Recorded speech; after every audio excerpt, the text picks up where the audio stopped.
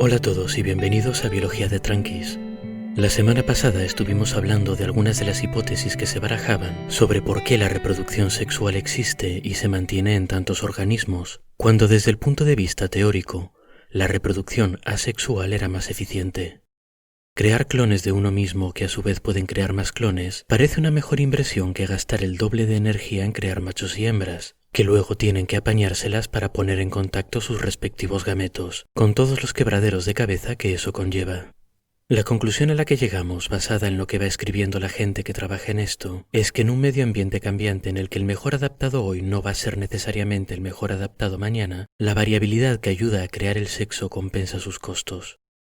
Esta explicación todavía no está plenamente establecida, y es posible que nunca lo esté. El problema es que la aparición del sexo ocurrió hace muchísimo tiempo, y los grandes cambios de la evolución pueden tardar miles o millones de años en ocurrir. Así que observar estas cosas en directo es un poco difícil, como os podéis imaginar. Esto quiere decir que la mayor parte del tiempo, la gente que trabaja en esto recurre a teoría.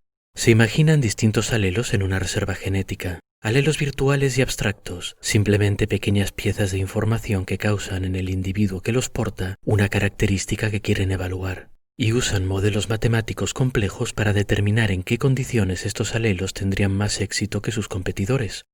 Como os podéis imaginar, convertir a números el resultado de cosas que ocurren en un mundo complejo y lleno de variables es algo dificilísimo. Hay miles de factores que pueden afectar a la efectividad de una variedad genética o a lo beneficioso de un comportamiento. Así que los biólogos evolutivos discuten mucho sobre qué cosas debe incluir un modelo, qué cosas no debe incluir, y las matemáticas que van a usar para calcular costos y beneficios de distintas características físicas o comportamientos. Pero aunque no tengamos todavía un modelo que explique de forma precisa por qué la sexualidad reporta tantos beneficios, hay indicios en la naturaleza que nos sugieren que el papel del sexo como generador de variabilidad es muy valioso. Hablemos, por ejemplo, de las pulgas de agua del género Daphnia, con pH. Son unos animalitos acuáticos diminutos que en realidad no son pulgas, sino que pertenecen a los crustáceos, el gran grupo de animales que incluye a cangrejos, gambas, langostas y cosas por el estilo. Os dejaré una foto para que veáis lo lindas que son. Las pulgas de agua tienen un ciclo de vida muy particular. Cuando las condiciones son favorables, la población está compuesta enteramente de hembras que pueden crear otras hembras sin que haya ningún macho implicado en el proceso. Sin embargo, cuando las condiciones ambientales se deterioran debido, por ejemplo, a cambios de temperatura, falta de comida o superpoblación, comienzan a producir machos y a reproducirse de forma sexual. Hay otros casos parecidos, por ejemplo en pulgones, esos insectos que es muy fácil encontrar chupando la savia a plantas, o en rotíferos, unos animalitos microscópicos muy comunes en ambientes acuáticos, o incluso en la peliculita de agua que se forma entre las partículas de tierra en suelos húmedos. En todos estos ejemplos, además, la reproducción sexual está asociada a la creación de cosas como huevos con cubierta especialmente gruesa, formas resistentes preparadas para sobrevivir a condiciones adversas.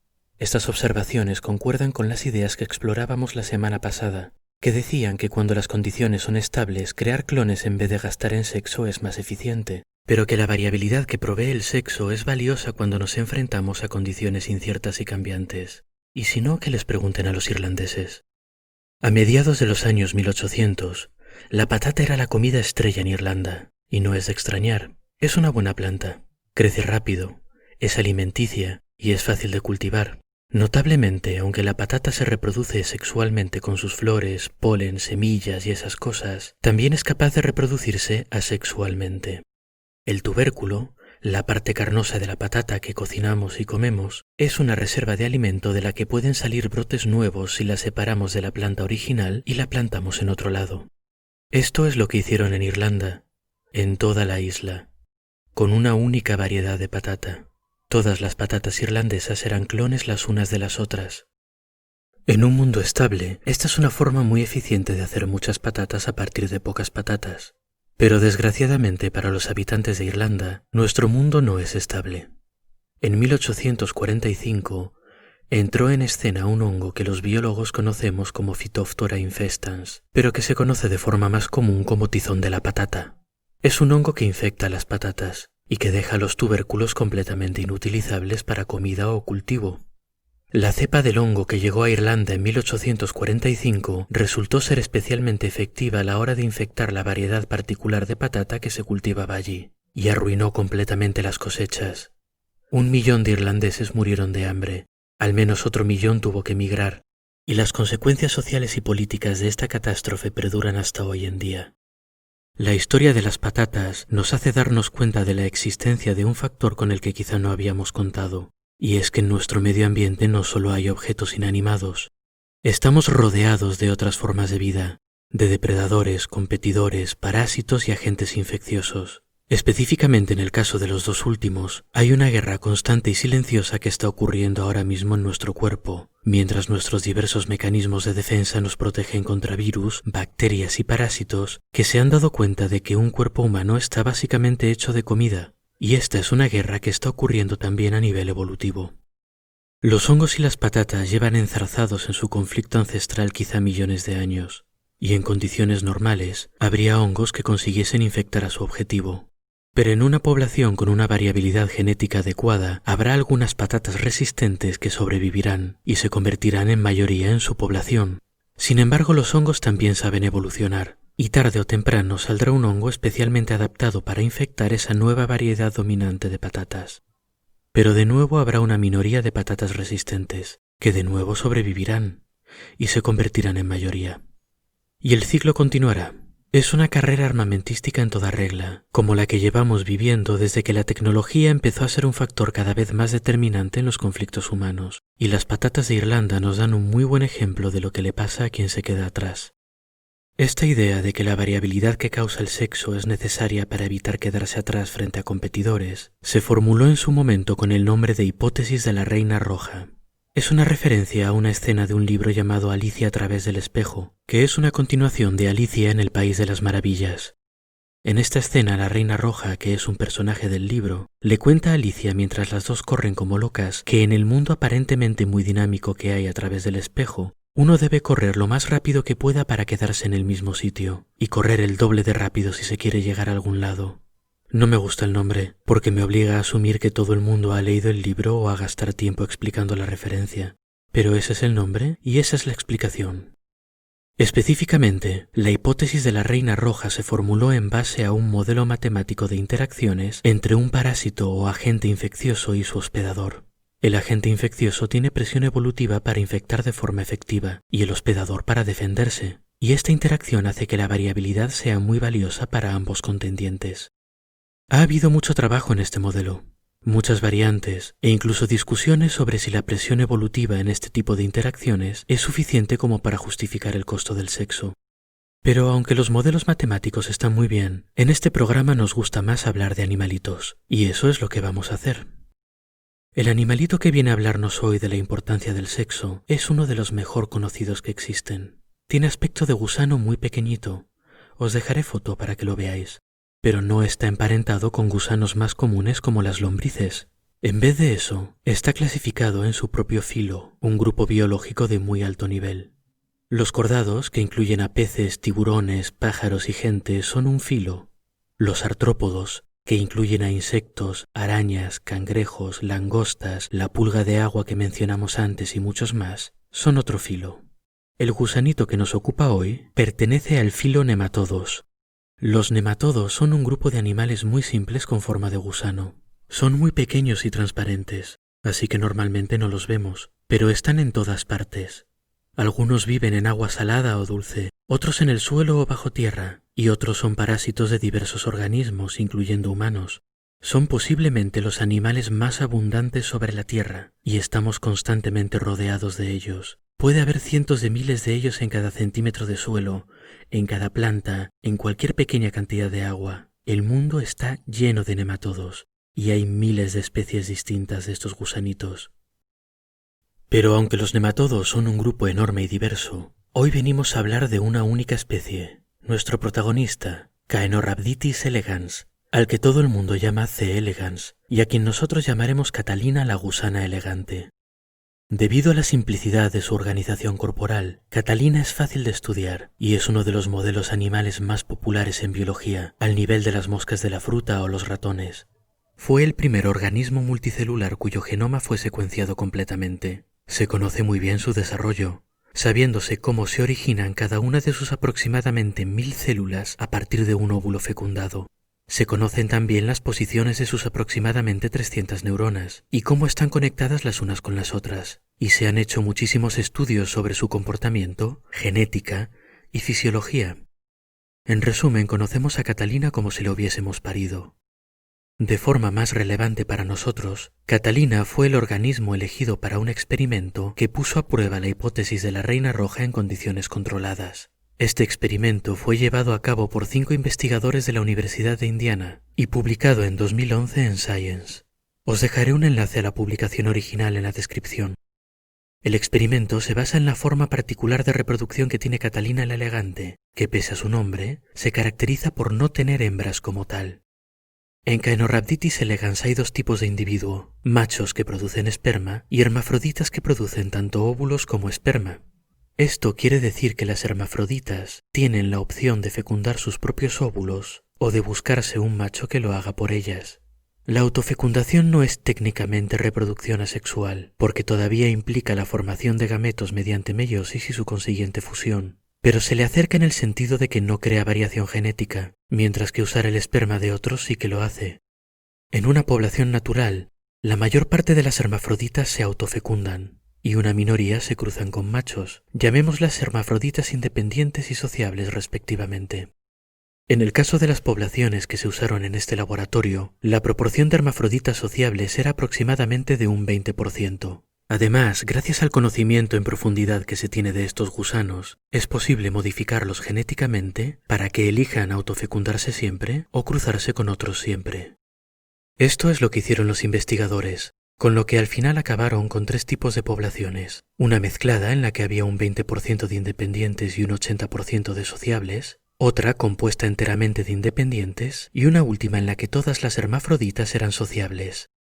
Cada una de estas poblaciones estaba aislada en su pequeño mundo, en una plaquita de cultivo con alimento. Y por supuesto, una carrera armamentística es cosa de al menos 2, así que necesitamos a alguien contra quien competir. En este caso se usó una bacteria, cuyo nombre científico no es muy importante, pero es Serratia marcescens, para quien esté interesado. Esta bacteria puede infectar a Catalina y causarle graves problemas o incluso matarla. Lo que hicieron los investigadores fue observar la interacción entre estos 2 organismos mediante 3 pruebas distintas. En una se exponía cada una de las poblaciones de gusanos a bacterias infecciosas de forma repetida. Los científicos tenían un cultivo de bacterias y otros de gusanos. Cada generación se echaban bacterias del cultivo a las plaquitas donde vivían los gusanos. Se dejaba pasar un tiempo y la descendencia de los gusanos supervivientes se pasaba a una plaquita limpia, donde se introducían bacterias de nuevo. Este proceso se repetía 30 veces, 30 generaciones, y era una forma de ver cómo las poblaciones de Catalina evolucionaban en respuesta a la exposición repetida a un agente infeccioso. En la segunda prueba del experimento se hacía lo mismo, pero las bacterias que se introducían en el cultivo cada generación no venían del cultivo grande de bacterias que había en el laboratorio, sino que salían de las propias plaquitas. Cada generación, los investigadores extraían bacterias de los cadáveres de gusanos infectados y las usaban para exponer a la siguiente generación de gusanos. Es decir, en vez de estar expuesto siempre a la misma bacteria, cada generación de gusanos estaba expuesta a las bacterias más exitosas de la generación anterior. De nuevo esto se repetía 30 veces, durante 30 generaciones de gusano. De esta forma, en esta prueba, no solo se veía la respuesta adaptativa de los gusanos a las bacterias, sino también cómo las bacterias evolucionaban a su vez para superar las resistencias de los gusanos, una carrera armamentística en toda regla. Finalmente, la tercera es la menos emocionante de las pruebas. En este caso, a los gusanos se les echaban bacterias cada generación, pero se las mataba por calor antes. Esto es lo que en ciencia se llama un control. Una prueba para asegurarse de que el simple proceso de ir molestando a los gusanos y cambiándolos de placa cada generación no está teniendo un efecto importante en los resultados. Cada uno de estos 3 tratamientos se aplicó a cada uno de los 3 tipos de población de gusanos y se observó qué le ocurría a cada una de ellas durante las 30 generaciones que duraba el experimento. Específicamente se usaron 5 poblaciones de cada tipo, 5 independientes, 5 mixtas y 5 sociables, para evitar que el azar pudiese descarrilar una prueba bien diseñada. Los resultados de este estudio son una buena ilustración de la importancia del sexo. Empecemos mirando la población mixta, esa que al principio tenía un 20% de catalinas sociables y un 80% de independientes. Cuando se la expuso a la bacteria sin carrera armamentística, es decir, cuando era la misma bacteria cada generación, hubo un aumento de la cantidad de sociables durante las primeras generaciones, seguida de una reducción gradual a los niveles originales. Esto nos recuerda lo que pasaba con las pulgas de agua. Al sufrir presión por parte de una bacteria nueva, la variabilidad genética fue ventajosa para crear nuevos gusanos resistentes. Pero una vez tenemos gusanos resistentes, los que creaban clones sin gastar en sexo fueron de nuevo más eficientes y la situación se estabilizó. En cambio, cuando esta misma población mixta se sometió a la carrera armamentística, a las bacterias seleccionadas entre las más infecciosas cada generación, la situación no se estabilizó y el porcentaje de gusanos sociables se mantuvo en un 80 o un 90% hasta el final del experimento. Si esto no ilustra lo bastante la importancia del sexo, lo siguiente lo hará. Los gusanos independientes expuestos al segundo tratamiento, el de la carrera armamentística, no pudieron acabar el experimento, se extinguieron completamente, superados por una bacteria que sí que estaba adaptándose para infectarlos mejor a medida que pasaba el tiempo. Sufrieron el mismo destino que las patatas de Irlanda y por razones parecidas.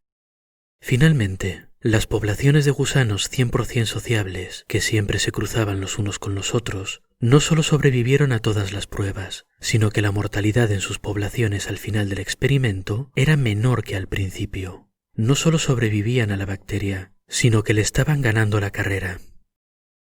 La hipótesis de la reina roja, entonces, parece ser una buena explicación para la existencia del sexo. Los seres vivos no evolucionamos en un vacío, sino que estamos rodeados de otros que también están cambiando. En el caso de las patatas y de Catalina, estamos hablando de parásitos o de infecciones, pero el principio general se puede aplicar a otras relaciones, entre presas y depredadores, por ejemplo, o entre organismos que están intentando aprovechar los mismos recursos. Desde este punto de vista, un organismo necesita gastar en sexo de la misma forma que un país necesita gastar en ejército. En un mundo perfecto, en algún modelo matemático quizá, o en una realidad alternativa donde el ser humano es más razonable de lo que es, sería mejor ahorrarse el gasto. Pero en el mundo real, en el momento en que el país de al lado con el que no te llevas muy bien invierte en un ejército, puedes empezar a sentir la necesidad de invertir en uno propio.